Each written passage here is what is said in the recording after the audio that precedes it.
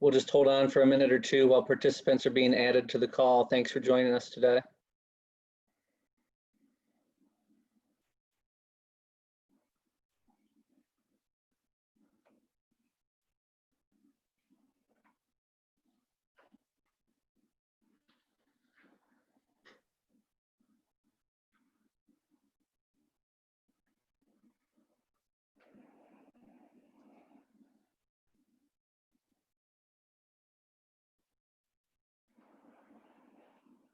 We'll just hold on for another minute or so while participants are still being added to the call.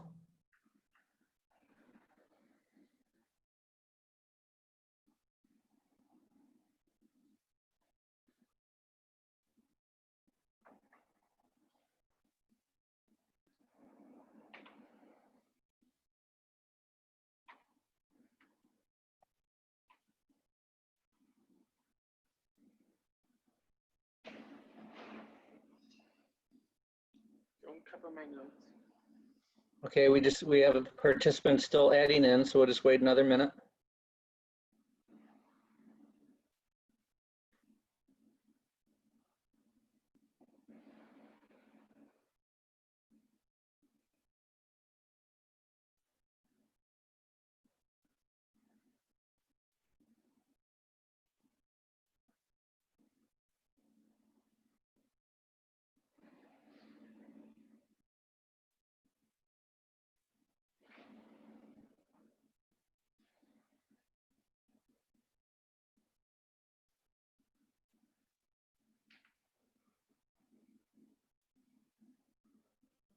Okay, we're going to go ahead and get the webinar started. Hello, everyone. I'm John Urbans. I'm President and CEO of Greater Fort Wayne, Inc. I'd like to thank you for joining us today on our webinar, Roadmap to a Healthy Reopening. Specifically, this hour, we're going to be focusing on the restaurant and hospitality industry. We know that you all have been extremely hard hit through this pandemic, and we hope to have some good information for you as we start to move forward down the road to reopening. I'd like to thank our partners today, Parkview Health, the Northeast Indiana Regional Partnership, and the Allen County Department of Health. Specifically, I'd like to thank Dr. Deborah McMahon and Mindy Waldron from the Department of Health in their great leadership in leading us through this pandemic. Also, Heather Schegler at Parkview and the team here at GFW and the Northeast Indiana Regional Partnership. A great deal of time and effort has gone into bringing this series to you. We're proud to be bringing critical information to the business community that will help you with the reopening process. Just for some housekeeping, we will be holding all questions until the Q&A segment towards the end of the program.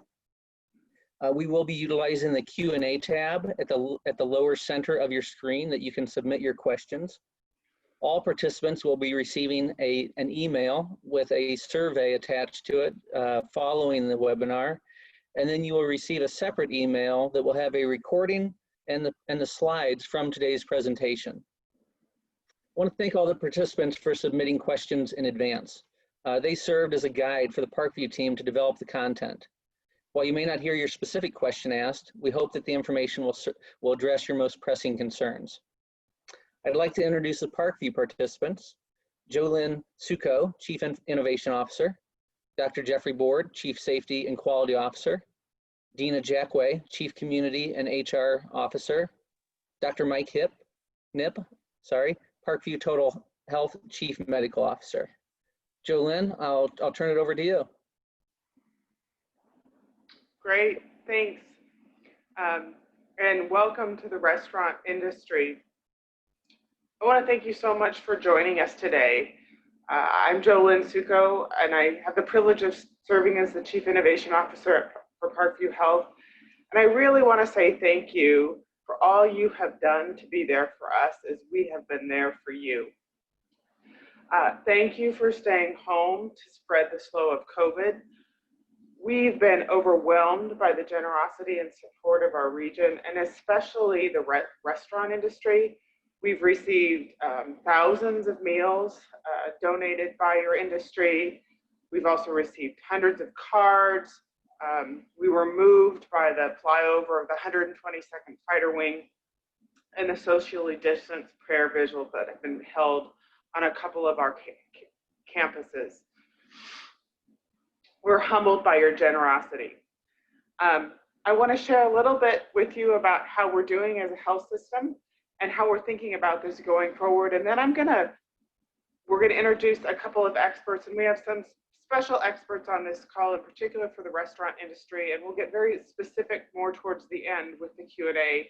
But Wes Oborn, who is our director of cafeterias here, has a wealth of information, and excited to have him on this call with you. So as we think about how we're doing, as you can see on this slide, we have our COVID impact meter, and we're cautious, but we're not in crisis, and we haven't been in crisis since we opened our command center 60 days ago. We're prepared to take care of the needs of our region, and we've been operating, taking care of the needs of our region since we opened our command center 60 days ago. What we're really starting to see is that our hospitalized COVID cases have plateaued. We're planning to restart elective surgeries very gradually starting May 4th, assuming that the governor lifts restrictions. And we're starting to see people come back to our ERs and seek more care. And that's really important because we often talk about the surge of COVID, but there also may be a surge of people who've been delaying care, and we're here to take care of you. So we're hopeful. We, probably like you, are anxious and thinking very carefully about how we want to safely open up the parts of our operations that have been suspended due to COVID. We're also really thinking about how the world looks different today than it was before COVID. So there's a lot of considerations that we're looking at. First, we're living in a time where COVID is here, and we're going to have positive cases in the community. We know that a vaccine is at least 12 to 18 months away. There's not enough people in our community that have been infected to deliver herd immunity. And we know there's going to be bumps as things reopen. We really want to keep these surges as low as possible, and we want to keep people safe and healthy. We've been implementing a lot of safe practices to help our employees, customers, and community. And we're operating in a time of dynamic information. There's a lot of evolving advice, and best practices evolve on a daily basis as we learn. We know that crises like COVID challenge us to think differently, innovate, and emerge stronger. So we're spending a lot of time thinking about how we can reopen safely. And as a community, and especially a restaurant community, you have been so generous to us. And today we'd like to return that generosity to you by sharing what we are learning and doing. You will learn more about our free service offerings later in the webinar. But one thing that we've created is a website to share what we have learned and what others are doing in a variety of areas and industries. This is going to be a living document, and we invite you to dialogue to share with us what you're doing in terms of best practices. We have it full of workplace considerations and people considerations. We've also established a hotline with a one-day turnaround where you can answer questions from our subject matter experts about what we are doing. We want to stay in dialogue with you, our community, so that we can open safely together. With that, I'm going to turn it over to Dr. Jeff Ford, who will share more about our approaches to how we keep our workplaces safe and take care of our people.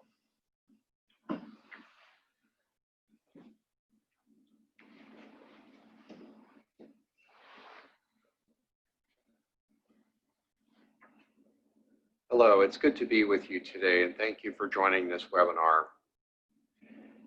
When you think about place, we want you to think about the built environment and the spaces that your coworkers, clients, and customers engage in, where you serve them.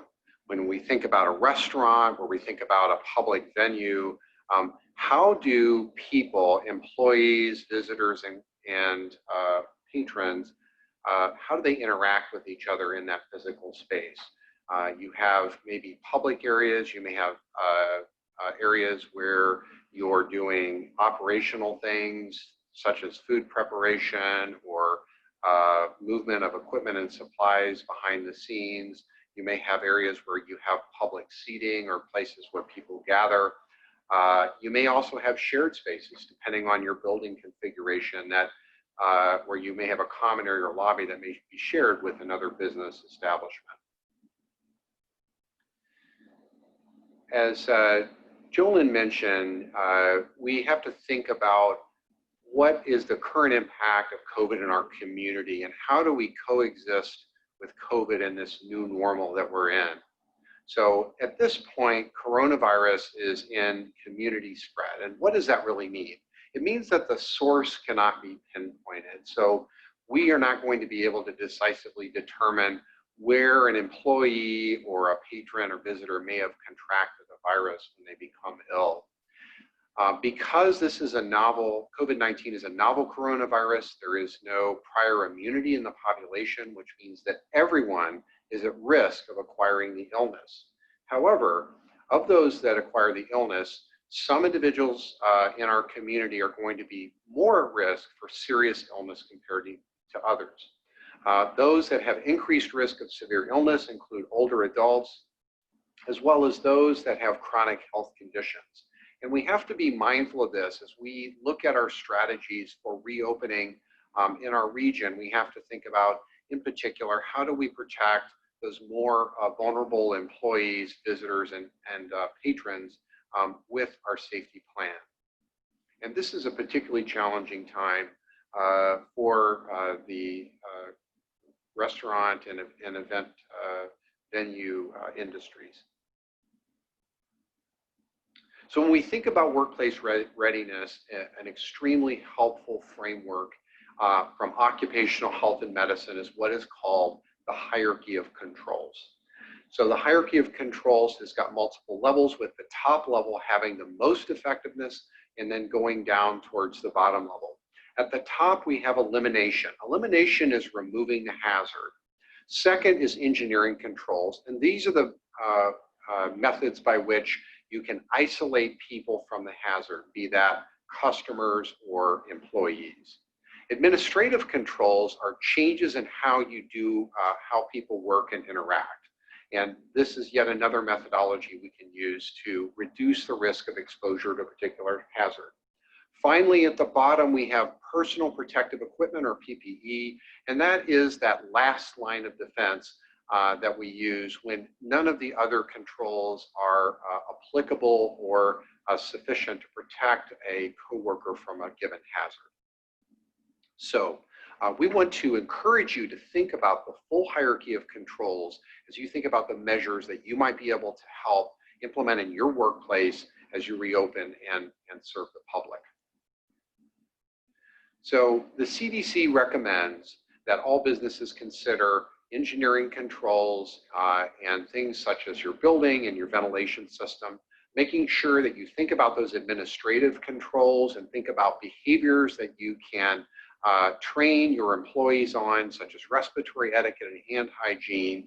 And this is also important for customers and visitors. So having methods by which you can help maintain social distancing in public places or in places where you have visitors or customers in your establishment, how you can encourage frequent use of hand hygiene, hand sanitizer, where hand washing is not readily available, and also very close attention to cleaning and disinfecting the environment throughout the workday in those areas, paying particular attention to high-touch surfaces. And this really has to be an effort that's distributed across your employees. So people having extra measures and having cleaning supplies at hand for frequent cleaning and disinfection of workspaces and also areas where you are serving customers.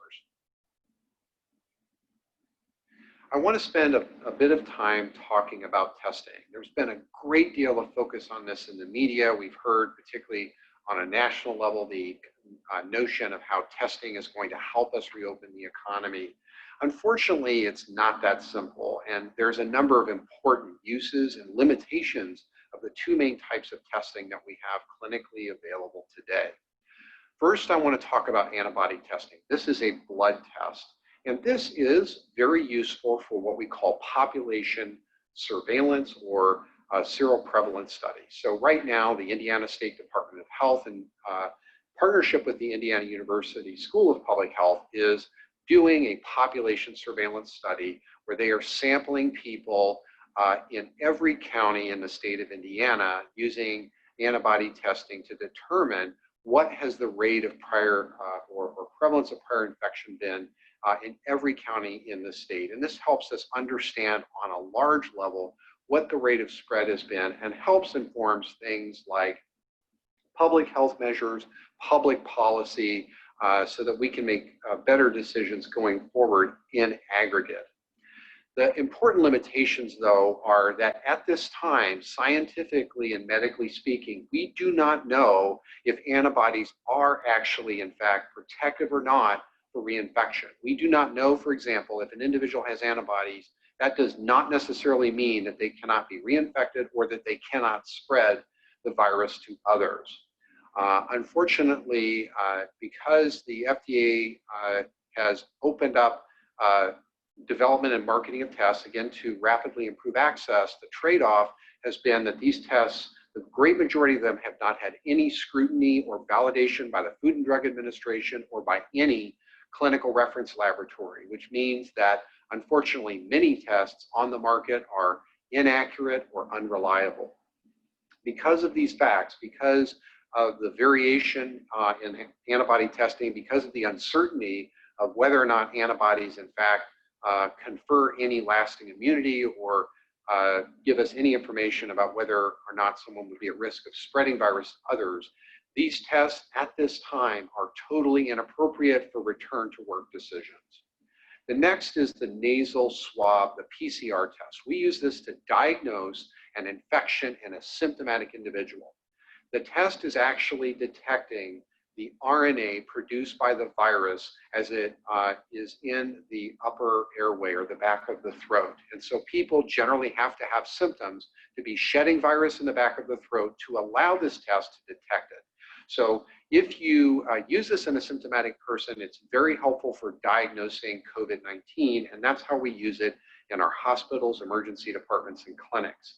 However, a very important caveat is that this test is very insensitive for people that don't have symptoms. So this test can have a false negative rate, meaning it will not detect virus in up to 60% of adults before they have onset of symptoms. So it is not useful as a highly sensitive test to screen asymptomatic adults.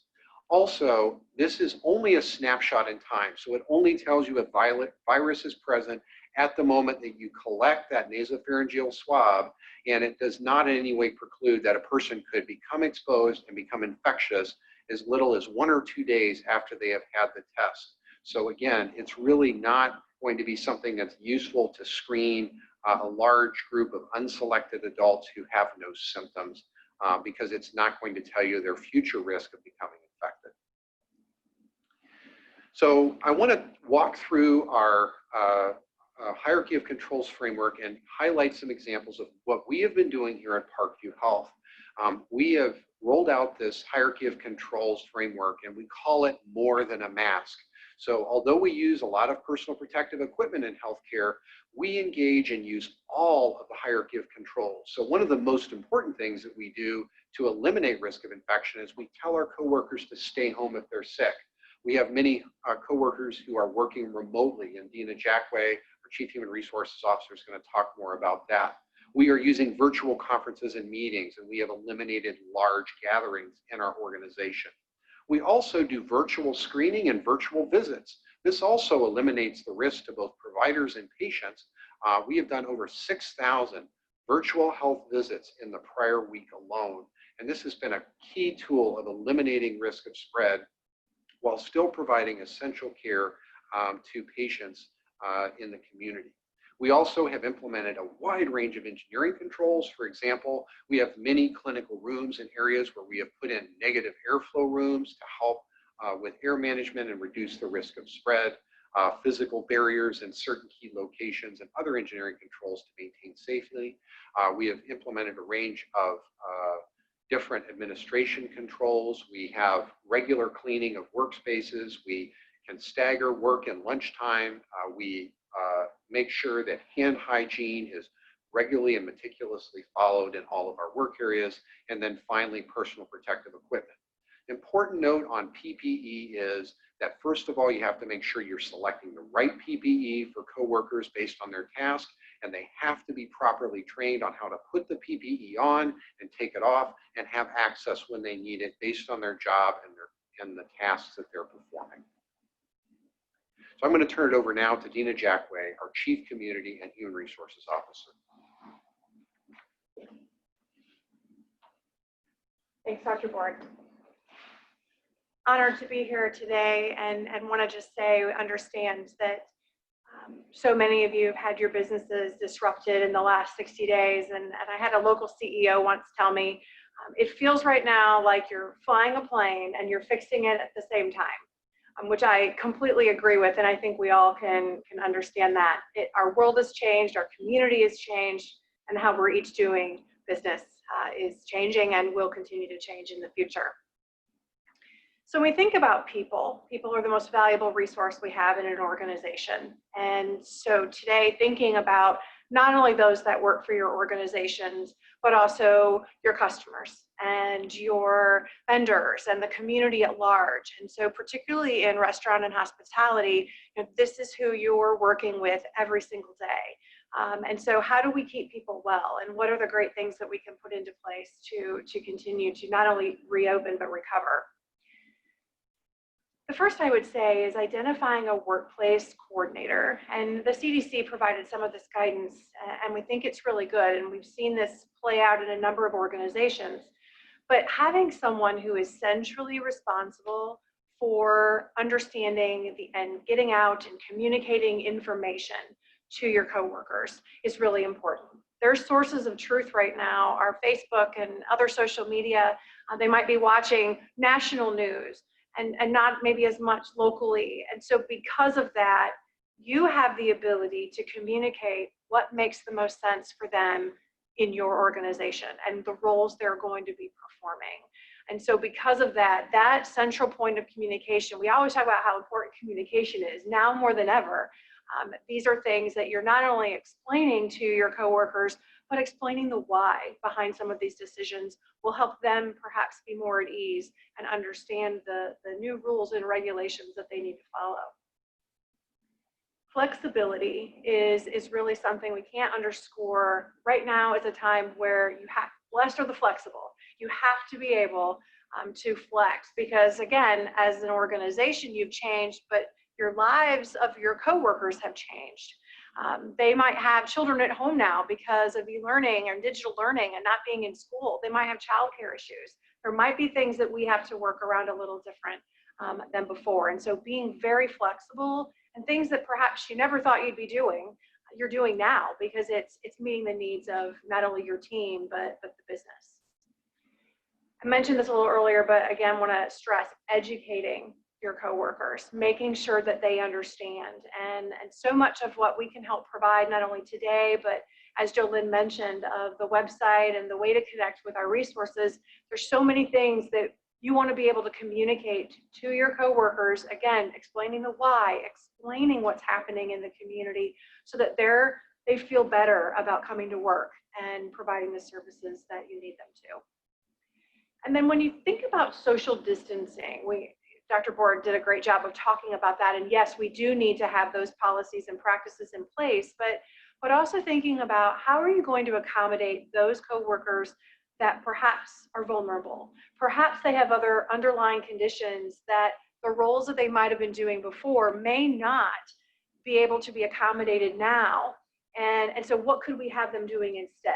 And I think we all would agree that because of the way we're reopening and recovering, there are going to be new roles and new jobs that people are going to be doing that you can have people redeployed a little differently. Building on top of that, the staffing and the flexibility and understanding that internally you may have individuals who did this very specific job in the past, and now we need them to pivot. Now more than ever, the Who Moved My Cheese book, we are really testing ourselves in terms of, we know that the world and the work that you were doing before, and you know that, but now we're asking you to be flexible and adapt and be able to do new things. At the same time, we as organizations have to adapt to what those coworkers need. And I mentioned childcare earlier, but it really can't underscore enough how important it is to find out what your coworkers are needing, because childcare really could prevent individuals from being able to come to work. And again, we all know we need people within these organizations. And then finally, around what are we going to keep in the new normal? And I know that new normal phraseology is said a lot these days, but particularly in the businesses of restaurants and hospitality, there's some new things, whether it's drive-up service or whether it's customers using and controlling the credit card machine that is a little different. Are you going to keep some of those best practices? What are you going to keep moving into the new normal that has worked really well for your business, that frankly your customers may be still demanding for the near future and certainly into the long term? On the return to work process, we just included a slide here. We went through a whole lot of sausage making to get to Parkview's return to work process. I'm just having an organization of 13,000. But the main point here is make sure that you have a process. Make sure that you have a process as your coworkers who have been ill or their family members have been ill, as they're returning into the workplace. What are the things that you need them to be doing and the time frames by which they need to be off work before they can come back?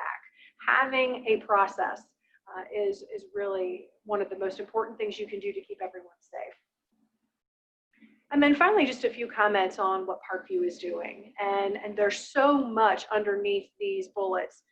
And we're certainly happy to talk with you a little bit more about our experience. But the first and foremost is simply asking coworkers, what do they need? What are the barriers that they have right now? What are their fears? What are the things that we can help them with extra communication and extra resources and things that can help put them more at ease as they're coming back into the workplace? And it sounds so simple, but asking them is really one of the most valuable tools that we saw. The voice of your coworkers is really important. And then flexing your benefits and you all determining what that means and what that looks like and the benefits that you offer. But stepping back and the way you've always done it may not be able to accommodate in the future. And then finally, please remember mental health is very important right now. And everyone is going through a very different journey with their families. Some have been directly impacted by COVID. Some, their whole worlds have turned upside down and jobs have been lost. And so because of all of that, mental health is really important. And there's so many ways to help them because how we're treating them now as they're working through coming back to work and dealing with COVID is going to be really important when it comes to their long-term future with your organization. So now I'm going to turn it over to Dr. Nip.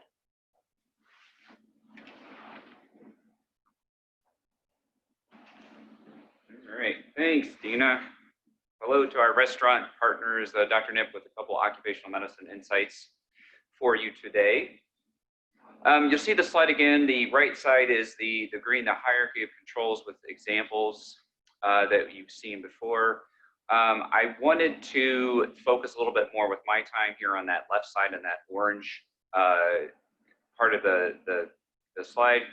I did want to call out one thing first, that the goal should be is to be as high up on that hierarchy as you can, and to, when you find your solution, try to find the one that is the easiest one for your employee and also your patron, given the restaurant industry, to make the most healthy and safe and optimal choice.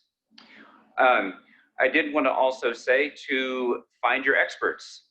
Your end users, your employees, they may be that person who finds the thread at the Gordian knot of your problem and unravels it. You also want to be very open with your patrons with what you're doing to try and optimize their health and safety in this time. You all are the experts on creating your patrons' experience, but it's, again, very helpful, I think, to be transparent and let them know what additional things are you doing to help them be healthy and safe. Is it calling out, by the way, maybe expect another couple minutes in between being called and seated because we are cleaning a little bit more of the space you're in. You may notice some changes. Here they are. And just kind of setting up the dining experience beforehand for them. I just wanted to touch on this slide a second. You all are experts on your space, but you're seeing this phrase high touch area. You may have heard this or considered this before. These are, and again, most, you have a front of the house, back of the house, and also kind of the restroom areas and waiting room, or I'm sorry, lobby would be in there as well.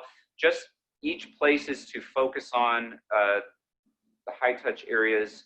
As, for example, bringing the hierarchy of controls in, a simpler solution to help engineer in the safe and healthy choice in the restroom, even just something like bringing the trash can closer to the exit door so that patron can take the paper towel that they've washed their hands with, touch the door handle with the paper towel, and then throw that away. They have basically been able to avoid an incident of the high touch handle there. Just to highlight really quickly on the website that was mentioned, and Jolene's going to talk here a little bit more in a second, there will be some links to a couple specific resources that we have found and would guide you to for different strategies and issues for you to help solve. And I'm going to turn it back over to Jolene here.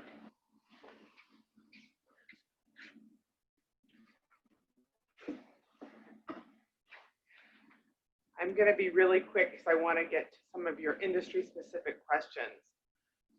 I am really excited. We are so appreciative of the generosity that you've shown us that we really want to give that generosity back to you. And you may often think of Parkview as where you seek your health care, but we're also the largest employer in the region. So that means we operate 10 cafeterias. We have a police force. We have an extensive grounds crew. We have front office and clinical areas. So we are learning and leading every day in these settings. The dynamics of this pandemic are changing rapidly, which means that our responses will probably change over time as well. And we're going to respond to the best information we have and leverage best practice at the time that we know it. So Parkview Business Connect is coaching for a safe phased approach to reopen your business. We're sharing everything that we are doing. We've launched with an initial website, and you can see a screenshot of that website here. I want to call out the Business Connect button. You can send your questions via email to our subject matter experts. We'll get back to you within a day. You can also contact us, and I think this slide is going to be up as we get to the Q&A at 1260 Connect, and there'll be someone there from 8 to 5 to answer your questions. And this is the services. These are free. This is a gift to our community. This is a gift to the businesses in our region. Our vision, we really want to get back to business safely and together. So with that, I'm going to turn it back to you, John, because we're going to start the Q&A, and looks like we have plenty of time for some specific Q&A. Thanks, Jolene. Thanks to the Parkview team for really diving into some of the information out there and helping us figure out what our roadmap to a healthy reopening really is. We do have some questions that have been submitted. We're going to go through. The Q&A tab is also open. We've got the team at Parkview. We've also got the team at the Department of Health on this call prepared to answer some of these questions. I'll start with the first one. Should I require all my employees to wear a mask while they're at work? And if so, what kind?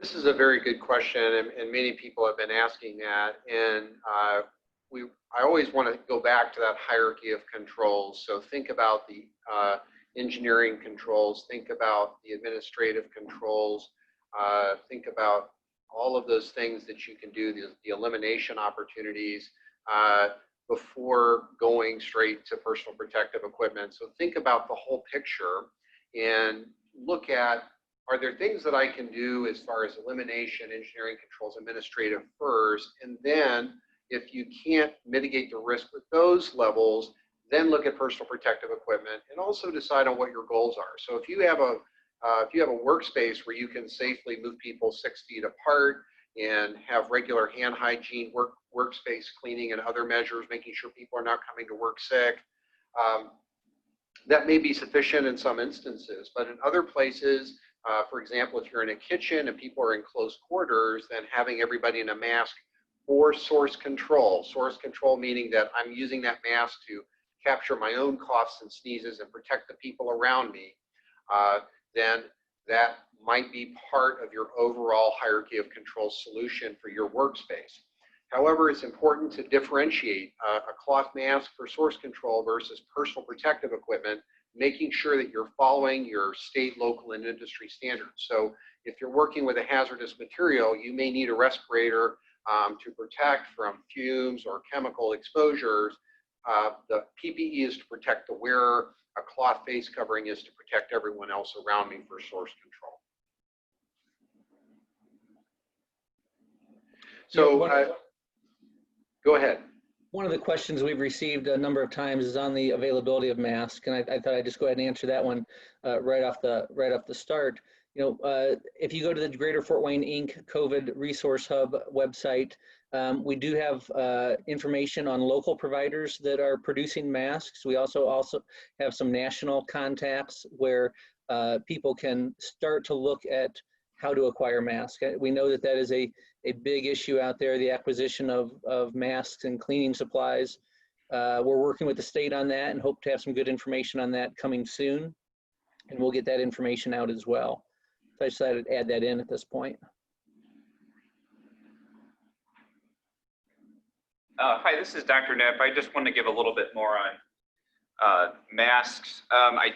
So in occupational medicine, for example, we take the science, but it's trying to adapt to that worker experience, because we know if you're back in a kitchen, a grill, wearing a mask for 8 hours is going to be a specifically challenged situation. Again, to echo Dr. Board, if you can go up the control hierarchy and engineer in some space between your workers back there, it is something you want to look to do. I think regarding type again, we want to try and reserve the N95s. Many people know that name now for, where does that match to trying to control the exposure? That's usually in a medical situation. And the other challenge I can think of, and I'm going to have Wes, you speak to this as well in a second. It's very hard to maintain a 6-foot social distance and take an order and greet patrons for their dining experience, serve food. The question is, can you require dining patrons to all wear masks? I'm going to try later, but I'm sure it's pretty hard to eat food and wear a mask at the same time.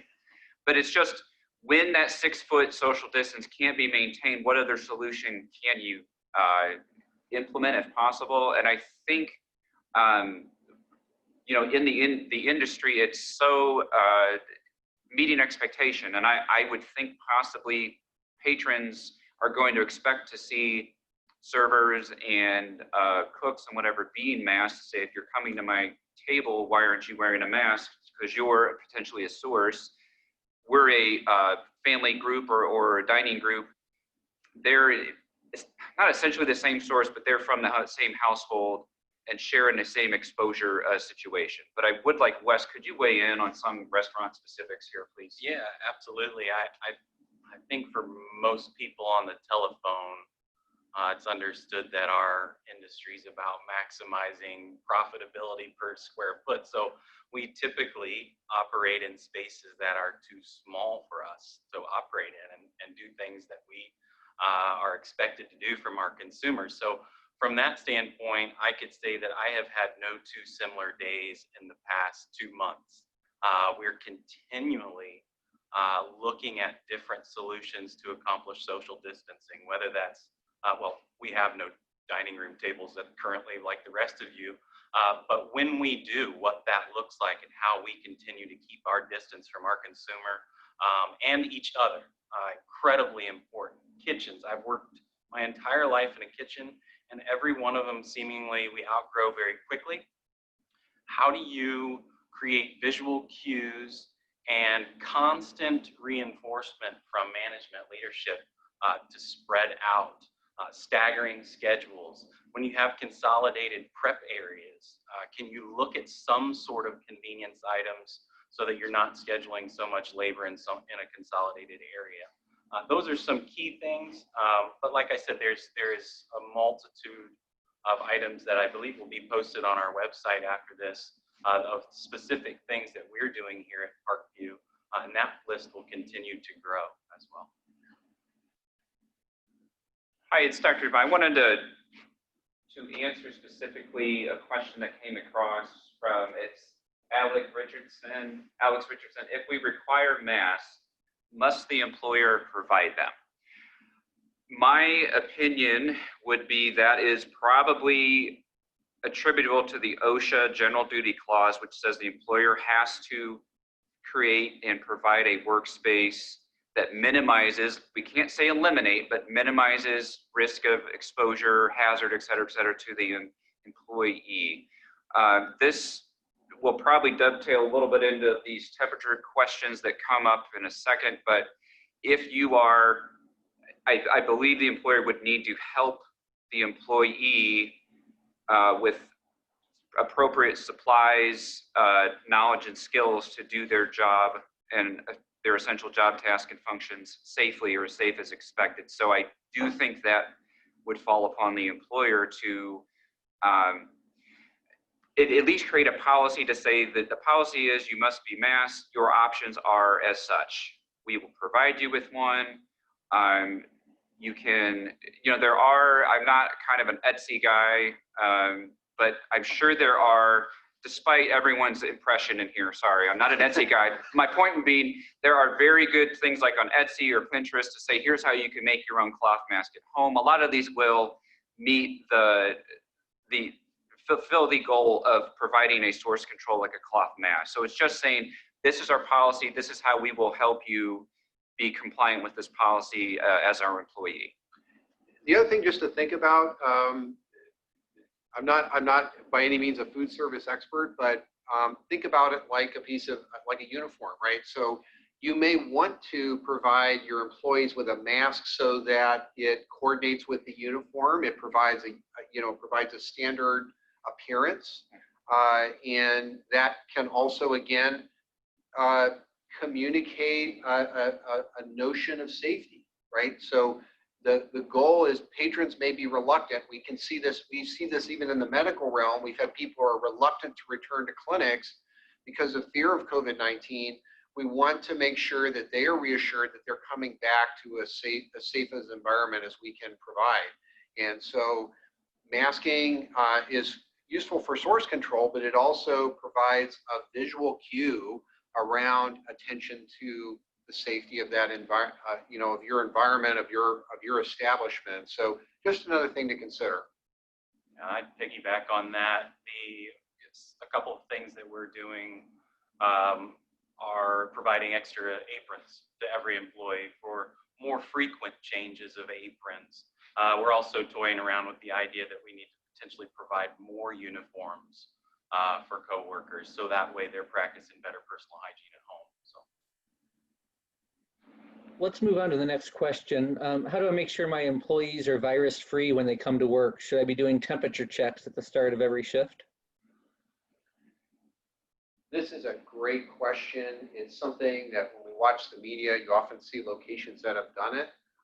And I think, on the face of it, it seems like a fairly simple intervention. However, when we think about it medically, there are some very important limitations that folks need to be aware of. So one of the things that's been very interesting that I've learned in reading the medical literature about COVID-19 is that there are published medical reports, for example, that show that more than 50% of patients who presented to an emergency department and then got admitted with COVID-19 were actually diagnosed with the illness, did not actually have a fever at the time they presented to the emergency department.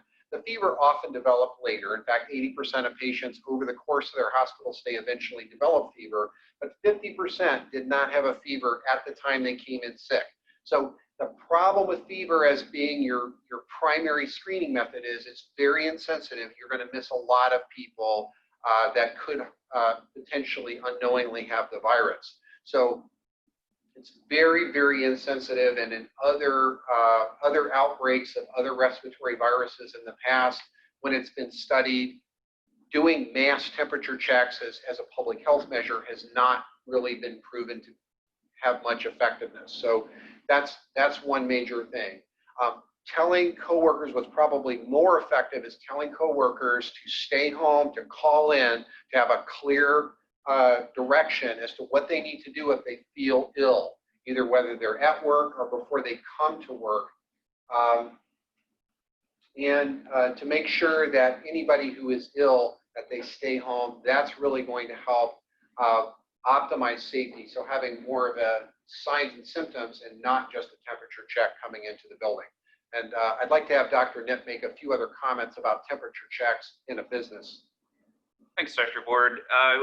What I've started to call this as I discuss this with employers is a temperature checks as the deceptively tiny pebble thrown into a lake that creates a lot of ripples that you have to deal with.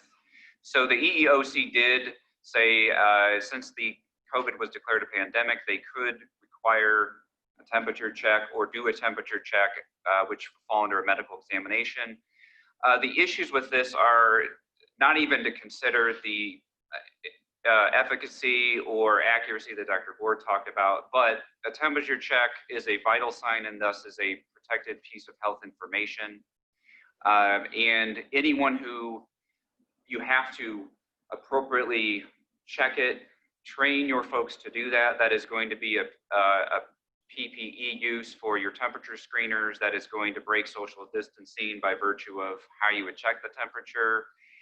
You're going to have to record that if you're going to make a point of entry for the workday decision on that employee. And there has to be a factor of parity that it applies to the owner, operator, and across to the person it's their first day on the job.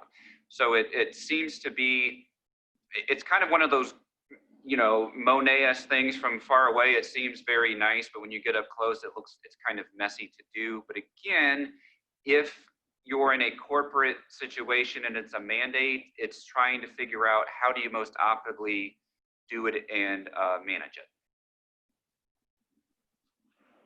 So let's move on to the next question. When the governor announces the updated guidelines for restaurants and bars, are we required to comply with the guidelines in order to open? What enforcement ramifications will there be so?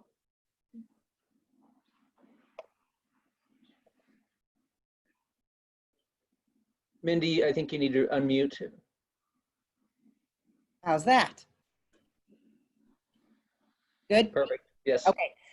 This is Mindy Waldron. I'm with the Health Department, and I'll provide some broad guidance on that. And again, I can really only speak for Allen County in terms of our interpretations. You'd need to speak with your health departments in your home county if they may differ. But in general, the short answer is yes, that when the governor has and likely will issue or issued orders, they are an order and you are required to comply. Those are difficult and sometimes, difficult to put into practice, and we certainly realize that. So most of us attempt to be pretty practical with interpretations. What he may recommend, those are the things that should be done, but not necessarily required.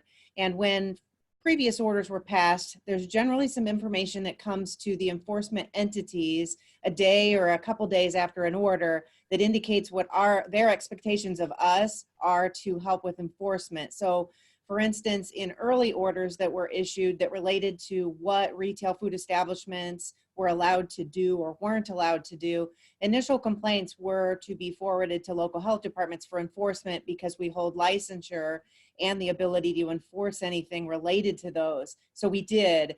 Then later, because it expanded so far and because health departments were doing a lot of other things as well, they tasked the Alcohol, Tobacco, and Firearms Agency with doing all complaints, including food-related facilities and others. So it sort of remains to be seen what enforcement will look like. We assume that it will be some sort of a hybrid between some entity that would follow up on non-food or non-health department licensed facilities. And then it is our guess that we would be tasked with enforcement of those that we license. So we'll wait on those orders, follow those accordingly, and attempt to be as practical as we can with all of you. Thank you for that, Mindy.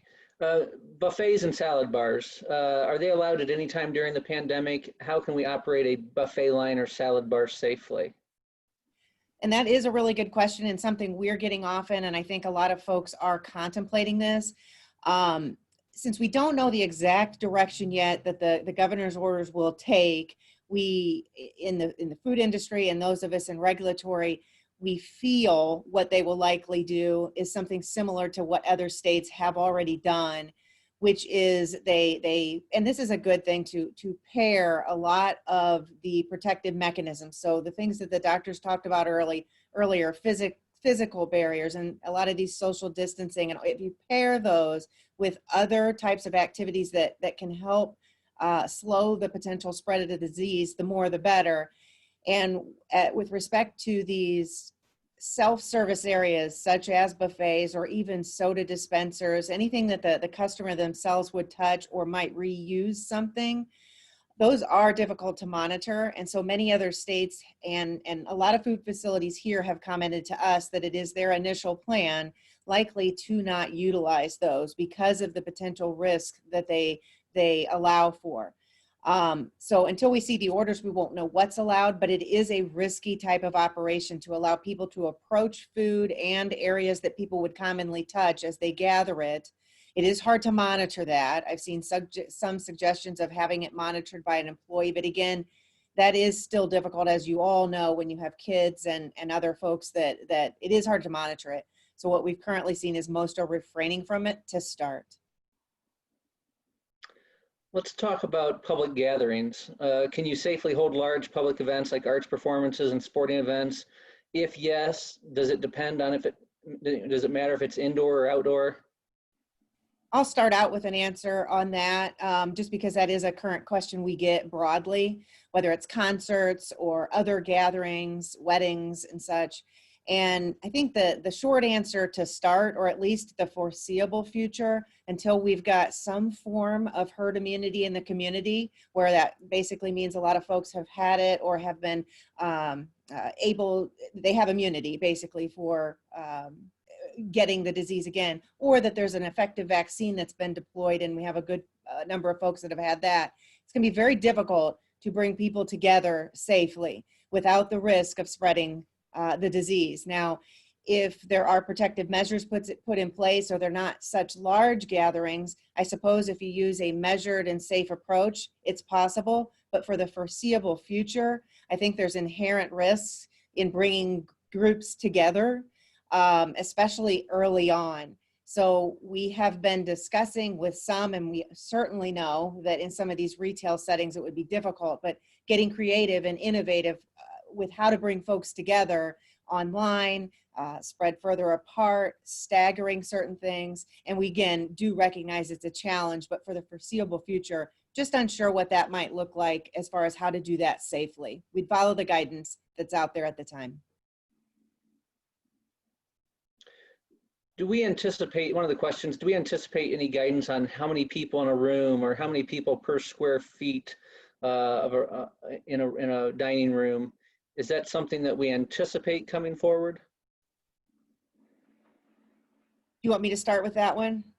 That'd be great. Okay. I have not heard any inklings of what the governor's orders for Indiana might include, only surmising that it might be similar to what other states have had, and it's all over the board. So I imagine they're working through that now. I've seen percentages of occupancy, such as 25% or 50% being recommended or required in certain areas.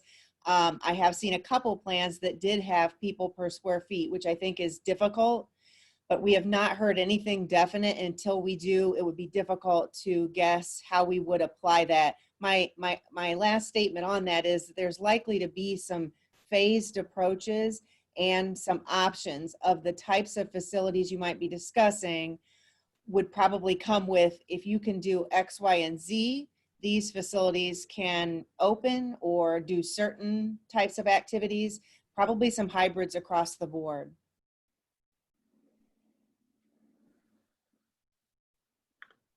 So a couple questions came in relating to employees. We obviously don't know what the governor's going to say tomorrow when restaurants are going to be allowed to reopen. A couple of the questions we got, do employees need to sign a release when we open, acknowledging the risk of COVID-19 in the workplace? And is requiring a negative test requirement for return to work, does that violate HIPAA laws in any fashion? Wondered if somebody could touch on that. Hi, it's Dr. Knipp. I'll take a pass. I would first say these are definitely medical legal questions. So I would strongly counsel each employer to touch base with their respective legal expert that they have access to. Should they sign a release waiver?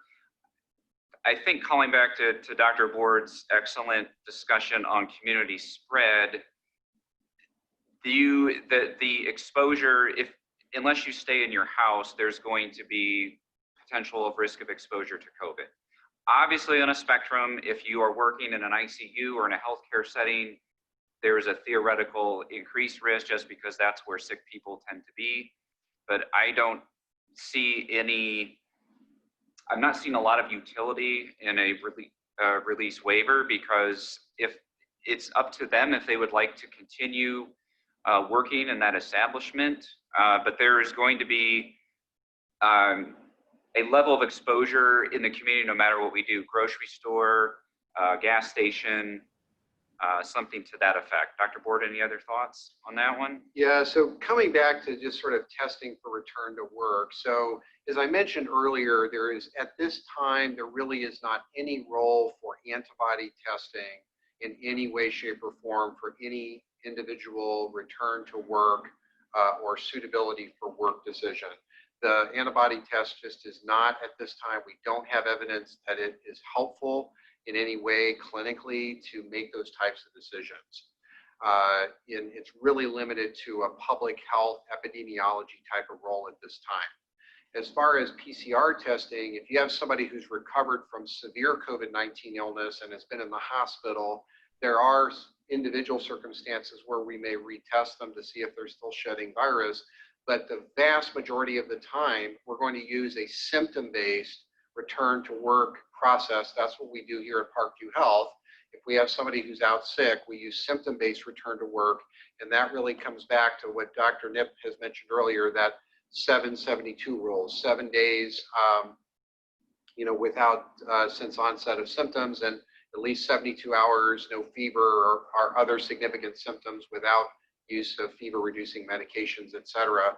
And that's just frankly a lot more practical and a lot easier to implement than serial testing. One of the challenges, particularly in people that have had severe illness, people can shed detectable amounts of RNA virus using the PCR method up to 2 to 4 weeks after they've recovered. And so we don't even know if that tiny amount of detectable virus is even infectious or not. And so if you require 2 negative tests for everybody, it's very costly. It's going to have people out of work for a very extended period of time, even though clinically it may not necessarily mean anything about infectiousness in the recovery period. The next question is interesting. We operate a canoe rental business. Transportation is key. Any thoughts on how to maintain social distancing in a bus? I could take that one. I think what you'd have to do is, obviously I'm not looking at your bus, but if I were, I would see what we may need to potentially do more trips with less people on them to try and engineer in as much as we can a 6-foot space. Could look at a solution with the driver. Is there some sort of plexiglass barrier or something that could be implemented to reduce exposure to them? I think it's, again, trying to, how high up that hierarchy of controls can you go? I think a lot of industries are having to shift to, you know, less patrons at a time and adapt for a schedule that is more robust in how many opportunities there are for those patrons to utilize the service. There are some great portable hand hygiene mechanisms out there as well for your pickup and drop off points that might be useful in that application. Yeah, not a transportation expert, but I have seen that some airlines, for example, are now recommending or even require that customers wear a mask for source control, given that distancing within a, you know, in a transport situation is not tenable. So you can't really implement those administrative controls or engineering controls as easily in a confined space like a bus or an aircraft. And so they're asking all their customers to mask for source control to mitigate risk of surface contamination, and obviously rigorous cleaning procedures and hygiene plus cleaning high-touch surfaces between uses, between cycles of patrons, would be another thing to consider.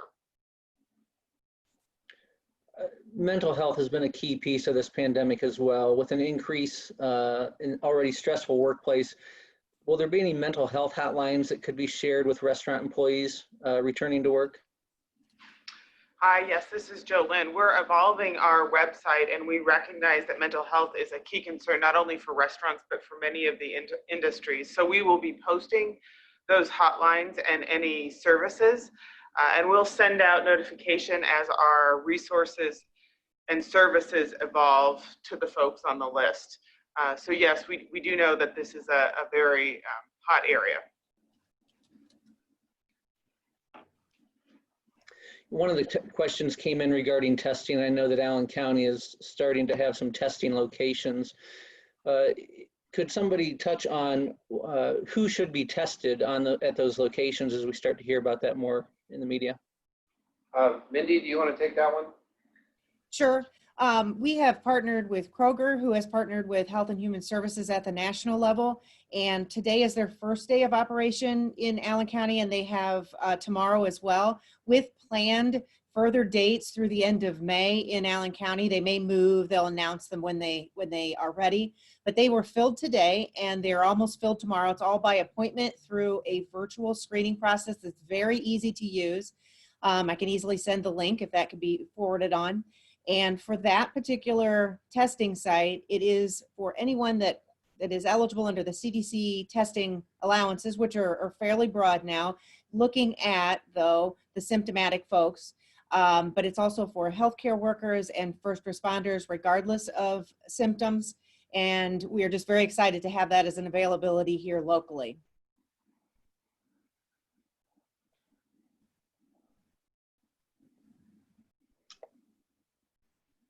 Thank you for that, Mindy. One last question we're going to take, and then we're going to wrap things up. Is there a recommendation or preference for disposable versus washable plates and flatware? Yeah, absolutely. Disposable would be the preference. If we talk about high contact surfaces, as much disposable as possible. If you even look at tiny little things in a restaurant, from a sugar packet sitting on the table to a salt and pepper shaker, ketchup container, all of those things need to be rethought. Plates, side dishes, cups. I've been doing a lot of thinking about the bar industry and what that looks like, and how could we do a no-touch bar service?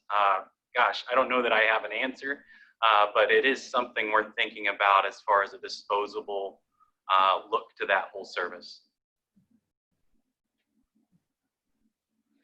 I think one last question here, and it specifically relates to Allen County Health Department. Once we have guidelines from the state, everybody's going to get those. They're going to try and digest them. Thoughts on future webinars or conversations about your specific thoughts on that, or guidance that you may be able to provide additionally to it? Are you asking, should we have one, and would we be able to then help synthesize and interpret and talk about the future of what that means? Okay. Yes. I do think that's probably a good idea, because you've got a wide breadth here. There are a number of other mechanisms currently at play. There's a group of facilities, mostly I believe in Allen County, that have come together to kind of talk about best practices. I know there will be information coming out of that group. We are certainly willing to help put some pen to paper and interpretations to whatever orders come out. We would just need a little buffer time. Some of them are legal, so we do have to get certain corroboration, but I would say that would probably be very helpful. We're certainly willing to do our very best to get the information interpreted and out as to how we might enforce that or interpret it. Thanks for that, Mindy. I want to thank everybody for joining today. I want to thank all of our presenters, our partners at Parkview Health, the Allen County Department of Health, the Northeast Indiana Regional Partnership, and obviously the team supporting me at Greater Fort Wayne, Inc. To echo some of Parkview's, you still see on the slide the connection to Parkview Business Connect. If you have questions, please ask those questions. They will be getting responses back to that. We are still here to help you through this pandemic, through the reopening process. We just want to make sure that it happens in a safe and healthy manner. So thank you all for joining us today, and we look forward to helping you in the future.